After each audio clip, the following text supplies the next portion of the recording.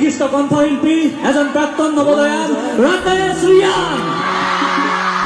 नई भारती नई आरती